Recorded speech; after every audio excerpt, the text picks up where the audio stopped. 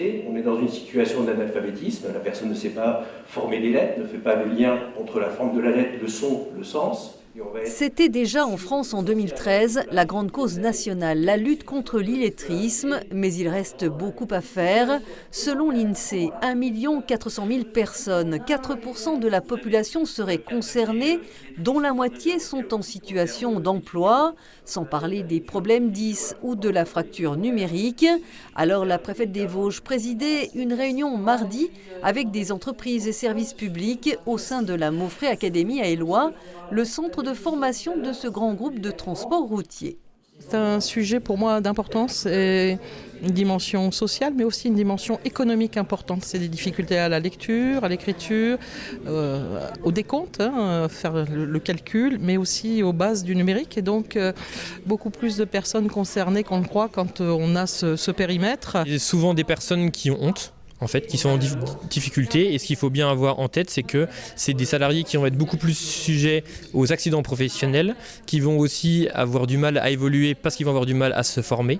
Donc on parle évidemment en numéro 1 de pouvoir accompagner ces personnes pour les faire monter en compétences. Des outils existent pour détecter ce que l'on appelle les signaux faibles, comme le test Evagile à destination notamment des services de ressources humaines.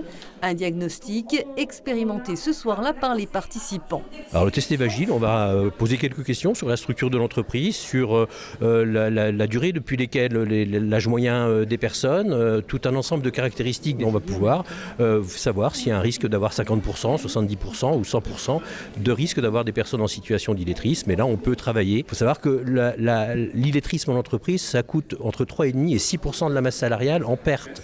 Le groupe Maufrais a également fait part de son expérience avec un second test EVA déjà utilisé pour ses apprenants conducteurs. Dans certaines situations où il faut comprendre un texte un peu plus compliqué ou apprendre des leçons un peu plus techniques, là il a des difficultés. Et avant, dans le temps, je dirais, on disait le gars il faut rien et on lui mettait la pression et finalement on le déstabilisait.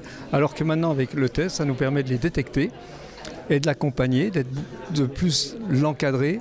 Et sur 65 apprenants recrutés et testés, seuls 3% ont présenté des difficultés en français et mathématiques. Accompagnés, ils gagneront en confiance. La lutte contre l'illettrisme, c'est aussi au final, pour les entreprises, améliorer leur compétitivité.